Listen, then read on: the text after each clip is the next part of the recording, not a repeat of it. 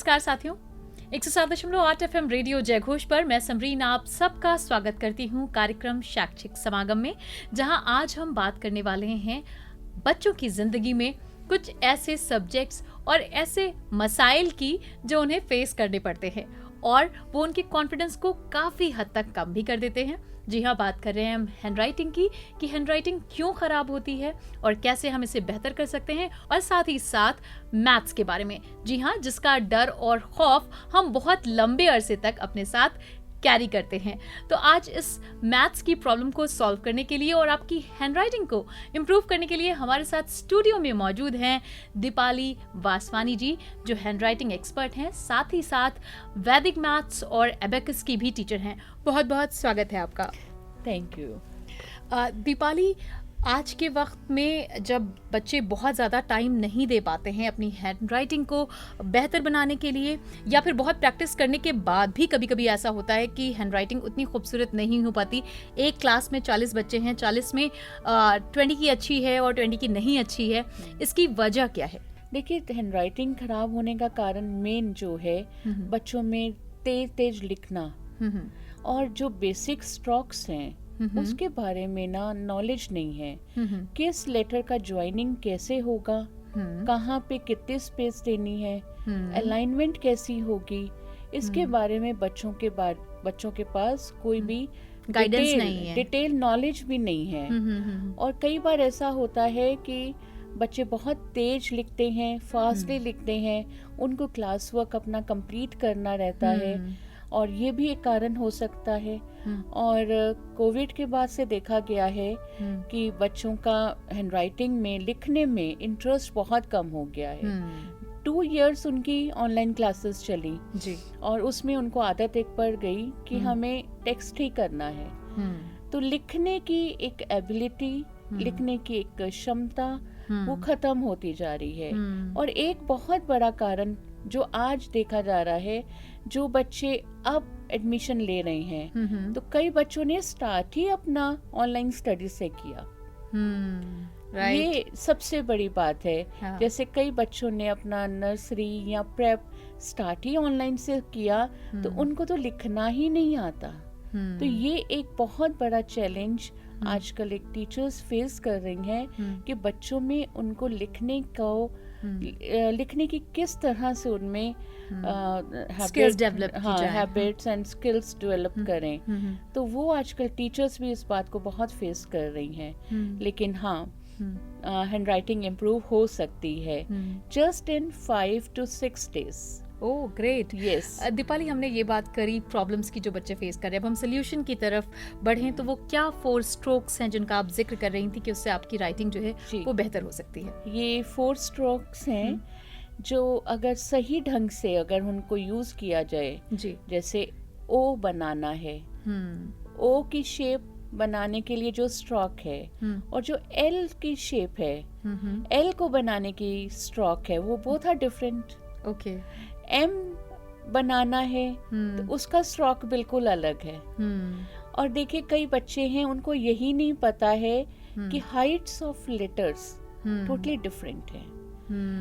T की shape अलग है, टी की हाइट अलग है, एच की हाइट अलग है, एल की हाइट बिल्कुल अलग है, एफ और पी की हाइट बिल्कुल अलग है। अगर ये हाइट से अलग हैं, उनको बनाने का तरीका अगर सही हो जाए, और ज्वाइनिंग, ए की ज्वाइनिंग अगर मुझे एल से करनी है, तो उसके लिए क्या स्ट्रोक लगेगा, कहाँ से कर्व लेना है, नीचे से लेना है कि ऊपर से लेना है। मुझे ओ को यू से ज्वाइन करना है, तो हम नीचे से आएंगे कि ऊपर से ही यू बना देंगे। यू को वी के साथ करना है तो यू, कई बच्चे यहीं से स्ट्रोक ले लेते हैं, ये गलत है। ओके। इन सब बातों को ही बताया जाता है ड्यूरिंग माय वर्कशॉप, जो 5 to 6 days, मैक्सिमम 8 days की होती है। जस्ट इन 8 days बच्चे की हैंडराइटिंग बहुत अच्छी हो जाती है। कितने आवर्स की होती है और रेगुलर क्लास है या weekly? Regular class for 8 days only, for 1 week। Age group है या फिर कोई भी आके कोई सीख भी आ सकता है, डॉक्टर्स भी आके सीख सकते डॉक्टर्स हैं? भी आ सकते हैं, कोई भी आ सकता है। Okay. हैंडराइटिंग की जरूरत तो सबको रहती है, डॉक्टर्स को खास कर। खास तौर पे। करेक्ट। तो एक ये देखिए साइंस है, हैंडराइटिंग इज अ साइंस। अगर उसको साइंटिफिक मेथड से लिखा जाए तो किसी की भी हैंडराइटिंग सही हो सकती है एट एनी एज। लेकिन मैं प्रेफर करती हूँ आफ्टर द 6 years, बच्चे की 6 साल के बाद, क्योंकि हमारी जो फर्स्ट फिंगर है यहाँ पे एक वेन है जो होती ही 6 years के बाद डेवलप होती है। तो अगर जैसे छोटे बच्चे हैं, आप वो देखते हैं कि उनकी बार बार पेंसिल नीचे गिरती है, राइट। तो स्कूल में भी, प्ले स्कूल में भी आप देखते हैं क्रेयॉन्स यूज करवाते हैं। जितना ज्यादा बच्चे क्रेयॉन यूज करेंगे, ड्राइंग करेंगे, पेंटिंग करेंगे, तभी वो वेन डेवलप होगी। वो होती ही 6 years के बाद है। अगर बहुत कोई पेरेंट मुझे कंपेल करते हैं कि नहीं मैम इनको करवाइए, मैं सही में रिफ्यूज कर देती हूँ। आप ये कह रही हैं कि 6 years से पहले आप बच्चे पे प्रेशर न डालें कि उसकी राइटिंग खूबसूरत हो, प्रैक्टिस करता रहे। जब तक वो वेन ही नहीं डेवलप होगी, बच्चा सही से उसको पेन को होल्ड ही नहीं कर पाएगा। ये जो वेन है यही पेन को होल्ड करने में हेल्प करती है। तो अगर उस पे बच्चे की ग्रिप ही नहीं बनेगी तो वो अच्छा कैसे लिखेगा? तो 6 साल की उम्र के बाद के बच्चों में इम्प्रूवमेंट होने के चांसेस ज्यादा होते हैं। तो इसीलिए आप देखते हैं जो 6 साल से कम वाले जो बच्चे हैं जी, उनकी हैंडराइटिंग थोड़ी गड़बड़ रहती है, क्योंकि काबू ही नहीं रहता है ना, ग्रिपिंग नहीं है, होल्ड नहीं कर पाते हैं। तो सबसे बेस्ट तरीका ये होता है छोटे बच्चों के लिए, उनसे ज्यादा से ज्यादा क्रेयॉन पे काम करवाइए, क्रेयॉन होल्डिंग करवाइए, होल्ड करें, और जितना ज्यादा आप होल्ड करेंगे। अच्छा, एक और वजह है, जैसे कई बच्चे हैं होल्ड नहीं कर पाते हैं, पेन की ग्रिपिंग नहीं होती है, पेन स्लिप हो जाता है। एक चीज और प्रॉब्लम होती है कि पेन का ग्रिप कैसा हो, इसको लेकर भी कंफ्यूजन होता है। कोई ऐसे पकड़ता है, कोई ऐसे पकड़ता है, तो उसकी भी कोई टेक्निक है? बिल्कुल। अभी आप देखिए मेरे यहाँ जो बच्चे आते हैं जी, तो many times I have seen बच्चों को पेन होल्ड ही नहीं करना आता। जैसे ये पेन है, कैन यू गिव मी? हाँ श्योर। जैसे ये पेन है, तो कई बच्चे पेन ऐसे पकड़ते हैं, ऐसे लिख रहे हैं। This is not the right way. कई बच्चों को ऐसे पकड़ के लिखते हैं। करेक्ट। तो ये जो चीजें हैं ये पेरेंट्स को देखनी चाहिए। This is the right way. और जब भी आप पेन या पेंसिल लें, उनका सरफेस देखें, ज्यादा स्लिपरी नहीं होना चाहिए। निप से आपकी फिंगर्स की डिस्टेंस क्या होनी चाहिए? कभी कोई बहुत क्लोज पास नहीं होना चाहिए और ज्यादा दूर भी नहीं होना चाहिए। देखिए कंफर्टेबल आप किस में हैं, इस कितना कंफर्टेबल है। और यहाँ पे जो है, जो भी पेन आप लेती हैं जी, तो उस पे आप देखिए कि हमारा स्लिप ना हो, होल्ड अच्छा हो, अच्छी ग्रिप हो। हाँ, अगर कई बच्चों के बार बार जैसे पेन गिर रहे हैं जी, तो कई ग्रिपिंग एक्सरसाइज हैं। जैसे न्यूज़पेपर बच्चों को दे दीजिए, न्यूज़पेपर क्रश करें, ओके। स्ट्रेंथ अपनी फिंगर्स की बढ़ाएं।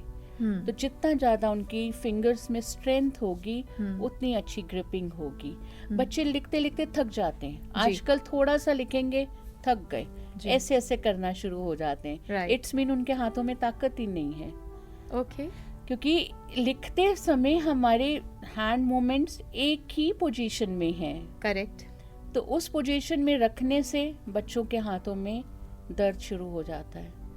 तो इसको इम्प्रूव करने के लिए आप पेपर क्रशिंग करिए, जितना न्यूज़पेपर है और इनकी क्रश कर सकते हैं, कोई भी करे, एनीवन जिनको ये प्रॉब्लम है, हाथ दर्द करते हैं, स्ट्रेंथ नहीं है, तो वो ये कर सकते हैं। दीपाली, ये भी देखा गया है कि बच्चे जब लिखते हैं तो बहुत प्रेशर डाल के लिखते हैं, और या फिर एकदम लाइट प्रेशर से लिखते हैं, तो लाइट नहीं, नॉर्मल रखना चाहिए। अब कैसे पता चलेगा कि हमारा प्रेशर ज्यादा है?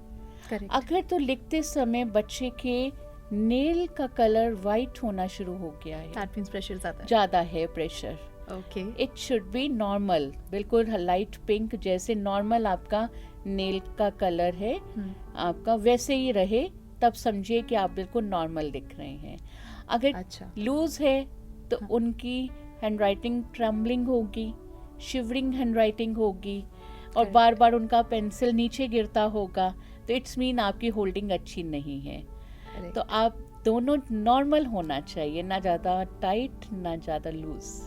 तो अभी आपने जाना कि कैसे आप अपनी राइटिंग को जो है वो बेहतर, खूबसूरत सजा कर लिख सकते हैं। वक्त है एक छोटे से ब्रेक का। ब्रेक के बाद आप जानेंगे कि हमारी ज़िंदगी की यानी कि स्टूडेंट लाइफ की सबसे बड़ी प्रॉब्लम मैथ्स की जो प्रॉब्लम है उसको हम कैसे आसान कर सकते हैं, बताएंगे। हमारे साथ हैं मौजूद स्टूडियो में इस वक्त दीपाली वासवानी जी।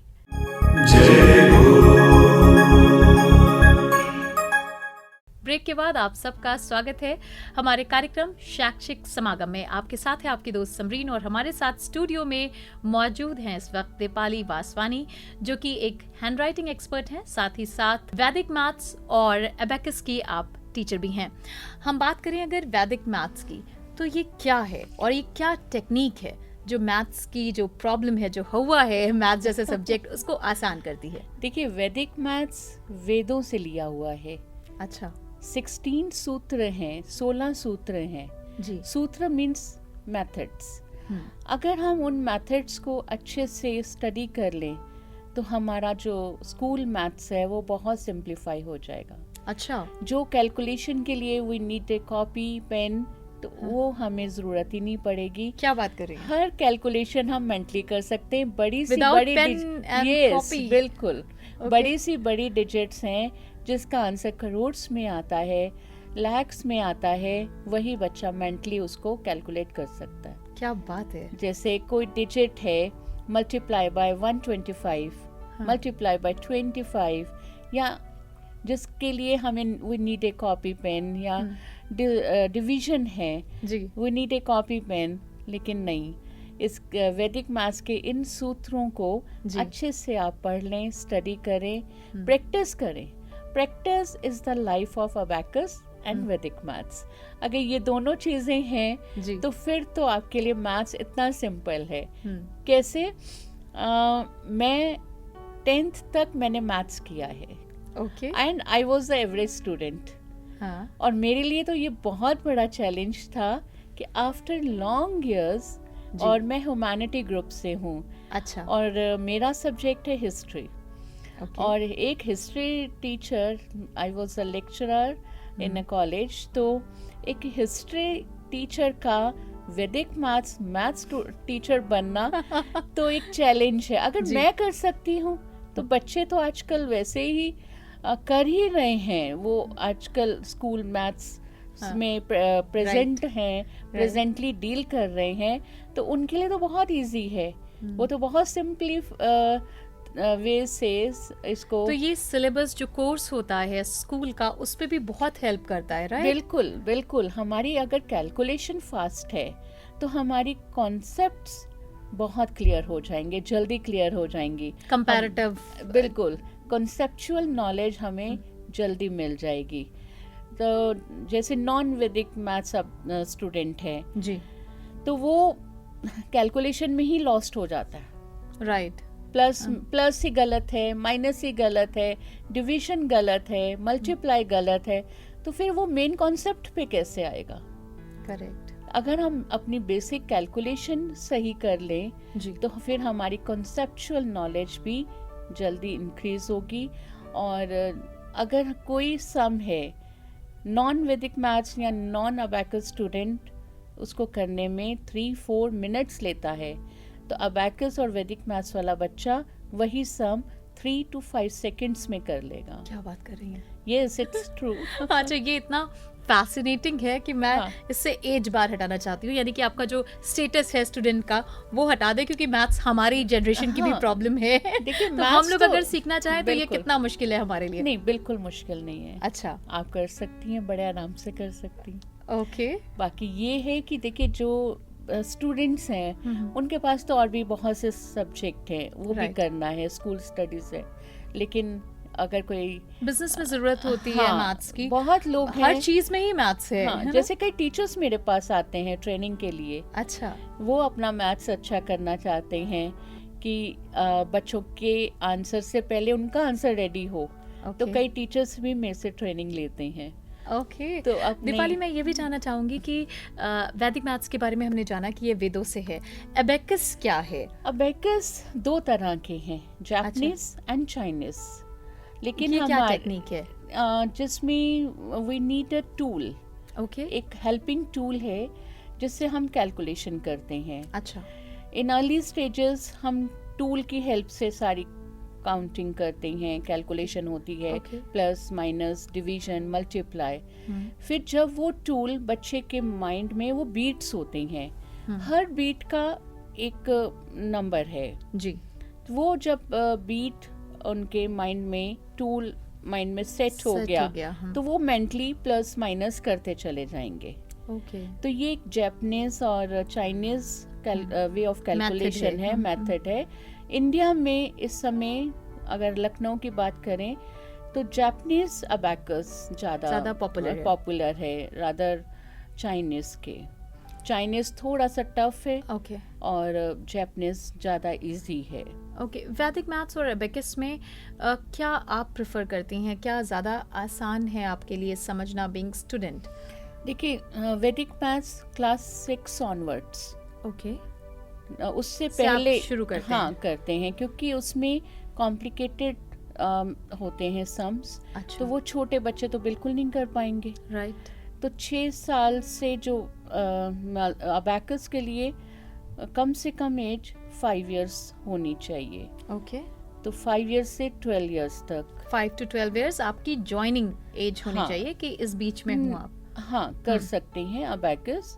मिनिमम एज अबैकस के लिए 5 इयर्स और मैक्सिमम 12। और वैदिक मैथ्स के लिए बच्चा क्लास 6 में या 5, अगर उनका मैथ्स बहुत अच्छा है तो क्लास 5 वाला बच्चा भी वैदिक मैथ्स कर सकता है। अच्छा, तो क्या इससे कुछ मदद मिलती है कि अगर आपका इनिशियल जो है बैकग्राउंड एबेकस का रहा हो और उसके बाद आप वैदिक मैथ्स में जाएं तो आपके लिए आसानी रहती है उस कॉन्सेप्ट को समझने की, या दो बिल्कुल डिफरेंट है तो कंफ्यूज हो जाएगा बच्चा? Both are different, no doubt, लेकिन दोनों एक दूसरे को क्लैश भी नहीं करते हैं। जैसे कोई बच्चा मेरे पास कंफ्यूजन नहीं पैदा होगा, दोनों ही सीख सकता है बच्चा। हाँ, बोथ आर डिफरेंट, कोई कंफ्यूजन क्रिएट नहीं होती है। एबेकस तो चलता रहता है, आई थिंक इसका 2 इयर्स का कोर्स, एबेकस का 2 इयर्स का कोर्स है। इस तरह से वैदिक मैथ्स का कितनी, इसका टेन्योर 1 ईयर है, 4 लेवल्स होते हैं। 4 लेवल्स होते हैं। हाँ, 1 ईयर में ये कोर्स कंप्लीट होता है। Okay, great. दीपाली, मैं ये जानना चाहूंगी कि जो प्रॉब्लम्स हैं, जो फॉर्मूले हैं, ये भी वैदिक मैथ्स और एबेकस में आते हैं? जी बिल्कुल आते हैं। जो वैदिक मैथ्स के जो फॉर्मूले हैं जी, वो अबैकस से टोटली डिफरेंट है। ओके, अबैकस में you need a tool initially stages पे, उसको समझने के लिए। उसके बाद फिर उसकी जरूरत नहीं पड़ती है। अगर आप मेंटली सब कुछ कर रहे हैं तो फिर वो टूल धीरे धीरे हम लोग हटा देते हैं। अच्छा, लेकिन वैदिक मैथ्स में आपको किसी भी तरह के टूल की जरूरत नहीं है। You just need a copy and pen initially stages पे, फिर आप धीरे धीरे सारी कैलकुलेशन मेंटली करेंगे। और लेवल 1 में हम लोग plus minus multiply and division करवाते हैं। ये वैदिक मैथ्स में लेवल 1 की बात कर रहे हैं। लेवल 1 फिर लेवल 2, 3, 4 में अलजेब्रा है, हायर डिजिट्स पे हो जाते हैं नंबर्स। और उसकी प्लस माइनस हायर डिजिट्स पे हो जाती है। डेसिमल मल्टीप्लाई, डेसिमल डिवीजन, जो कि बाद में हमें बहुत ज़रूरत होती है। अच्छा, not only in mathematics, school mathematics, but chemistry, physics में भी समवेयर समहाउ मैथ्स आता है। अच्छा, तो उसमें पॉइंट्स वाले सम्स आते हैं, डेसिमल सम्स आते हैं। तो वैदिक मैथ्स उनको बहुत अच्छे से कवर करता है। आपकी कैलकुलेशन बहुत स्ट्रांग हो जाती है। स्पीड एंड एक्यूरेसी, सबसे पहले हम डील करते हैं एक्यूरेसी। भाई आपका सम सही होना चाहिए, जो भी आंसर आप दे रहे हैं इट शुड बी करेक्ट जी। फिर धीरे धीरे हम स्पीड पे आते हैं कि आपकी एक्यूरेसी आ गई, नाउ स्पीड, हमें आंसर विद इन 5 सेकेंड चाहिए। तो बच्चे ये, लेकिन वही है प्रैक्टिस। यही मैं आपसे पूछना चाह रही थी कि दीपाली कितना वक्त आप देते हैं, जैसे वीकली आप क्लासेस की बात कर रही थी कि वीकली क्लासेस होती है, उसके अलावा बच्चे को प्रैक्टिस में कितना वक्त देना पड़ता है अलग से? Hardly 10 to 20 minutes in a day. हाँ, इन अ डे, डेली देना ही चाहिए। 1 पेज हम लोग देते हैं, असाइनमेंट पेज होता है। ओके। तो डेली वर्क उनको दिया जाता है। दैट मीन्स कि 7 पेजेस का आप उनको होमवर्क देते हैं फॉर अ वीक। और उसमें 10 to 20 मिनट्स। कई पेरेंट्स की ये एक सोच होती है कि बच्चों के पास समय नहीं है, लेकिन मैं उनके लिए ये कहूँगी कि ये चीज़ें ज़रूर करवाएं। ये समय बचाएंगी बिल्कुल। ये समय को बचाएंगे भी, बच्चों में एक्यूरेसी भी आएगी, स्पीड भी बढ़ेगी।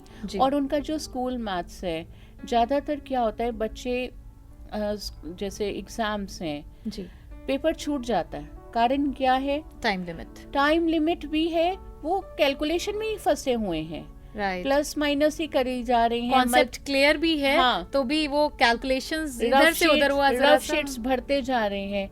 अब वैदिक मैथ्स का जो बच्चा है उसको किसी रफ शीट की जरूरत ही नहीं है। प्लस माइनस सब मेंटली कर लिया, मल्टीप्लाई मेंटली कर लिया, वो सिर्फ आंसर लिख रहे हैं और बाकी का कॉन्सेप्ट वो अपना मैथमेटिक का जो कॉन्सेप्ट है वो कर रहे हैं। तो इससे बच्चे का पेपर भी नहीं छूटेगा, बड़े आराम से वो अपना समय भी बचाएगा, एक्यूरेसी तो आएगी ही आएगी। करेक्ट। तो ये चीज़ें हैं जो आज के पेरेंट्स को सोचना चाहिए। और सिर्फ एकेडमिक, आज की डेट में एकेडमिक पढ़ाई सफिशिएंट नहीं है जी, क्योंकि कंपटीशन का जो लेवल है वो इतना हाई हो चुका है। तो उसमें अगर आप बच्चे को चाहते हो कि 90s में आए, देखिए एजुकेशनल सिस्टम हमारा इंडिया कैसा है कि हम लोग 90s की बात करेंगे ही करेंगे, क्योंकि उसके बिना गुजारा नहीं है। बिल्कुल। कि अगर हम कहें कि कई पेरेंट्स का ये माइंडसेट है कि नहीं, हमें तो भाई मार्क्स के उसमें नहीं जाना है। भाई क्यों नहीं जाना है? सारे रास्ते वहीं से खुलने हैं जी। भाई आपके 10th में या 12th में 95 से अबव हैं, तभी तो अच्छे स्कूल कॉलेज के रास्ते खुलेंगे जी। तो ये चीज़ें, curricular activities, these are the life line of your academic study. उसमें इनको करवाइए, ज़रूर कुछ भी करवाइए, बच्चे की नॉलेज स्पैन को थोड़ा बढ़ाइए। बिल्कुल। नहीं बढ़ाएंगे तो बच्चा सिर्फ स्कूल की पढ़ाई काफ़ी नहीं है, ये सब चीज़ें भी बहुत ज़रूरी हैं। तो आज के इस एपिसोड में आपने जाना कि आप कैसे रेगुलर प्रैक्टिस से और कुछ अलग मेथड्स के ज़रिए मैथ्स जैसे सब्जेक्ट को बहुत आसानी से समझ सकते हैं, अपनी हैंडराइटिंग इम्प्रूव कर सकते हैं। ये सारी टेक्निक्स आज मौजूद हैं, ज़रूरत है इस पर प्रैक्टिस करने की। तो इसी के साथ हम इस कार्यक्रम से लेंगे आपसे इजाज़त। कैसा लगा आपको हमारा ये कार्यक्रम, हमें ज़रूर बताइएगा। आपसे फिर मुलाकात होगी किसी अन्य मेहमान के साथ, शख्सियत के साथ। आप देखते और सुनते रहिए रेडियो जय घोष। दीपाली जी, आप हमारी स्टूडियो में आई, इसके लिए बहुत बहुत धन्यवाद। Thank you. Thanks to you.